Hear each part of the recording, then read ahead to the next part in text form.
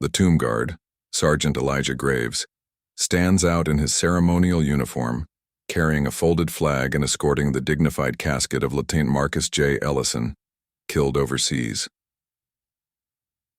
TSA staff, following standard protocol, block his passage. Elijah stands firm, refusing to let anything distract him from bearing the soldier home. TSA agent Mia Carter insists Elijah must leave the casket to proceed. Elijah, voice calm but resolute, explains his sacred duty. Tension mounts. Curious onlookers pause.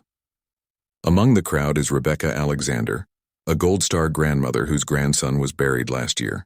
She knew Elijah had been requested for Lieutenant Ellison's escort, and she speaks up. Silence grows deeper. Passengers remove hats, cameras lowered. The terminals hush.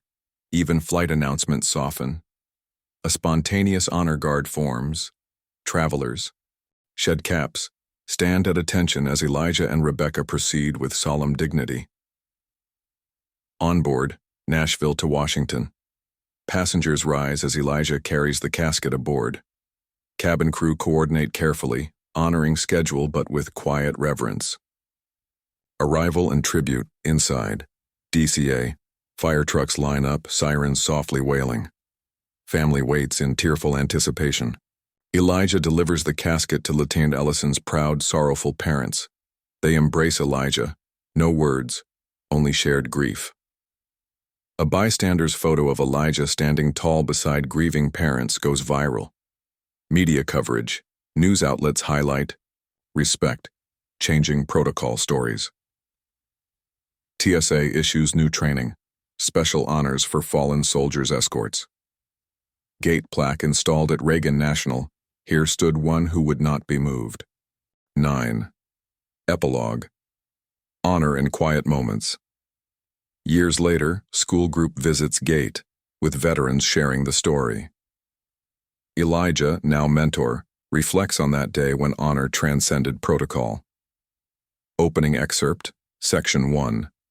Arriving at the airport, the airport terminal lay in its usual state of organized chaos. Travelers wove in and out of lines, dragged wheeled suitcases behind them, and drowsily eyed the departure boards. A steady hum of moving walkways and PA announcements created a dull roar, a symphony of modern travel. But on that Thursday morning, as if on cue, something remarkable happened. The terminal fell nearly silent. Amid the sea of gray and blue airport uniforms strode one man who stood out in immaculate ceremonial dress. Sergeant Elijah Graves, Toomey, guard of the U.S. Army's 3rd Infantry Regiment, the Old Guard, carried the folded flag, its red and white stripes pressed crisp, its blue field radiant. At his heels came a flag-draped casket containing the remains of Lieutenant Marcus J. Ellison, killed 2 weeks before by an IED in eastern Afghanistan. The casket was secured on a wheeled platform, and Elijah's gaze was unwavering, locked forward, as though the world had melted away. For the travelers around him, his figure posed a stark question. Who was he? Where was he taking that honor-shrouded box? TSA agent Mia Carter watched from behind her station near Gate C-27. She recognized the uniform. She recognized the weapon. Uniform protocol said, no large metal items, no special passage without screening. The cameras backed her and the signs insisted, every traveler must check in through the scanner. So when Elijah wheeled the casket into her area, she raised her hand. Excuse me, Sergeant, she called. Her voice carried authority that snapped through the quiet. You can't pass through here with that. You'll need to check the casket and you'll need to step aside for standard screening. She expected compliance. That's what the rules demanded. But Elijah didn't budge. He froze in his tracks and then turned to her. His posture was straight, but his eyes, they held something heavy and unbreakable. I cannot, he said, voice calm. This is Lieutenant Marcus J. Ellison. I am escorting him home. There will be no screening, only passage. Agent Carter blinked. Other staff glanced over.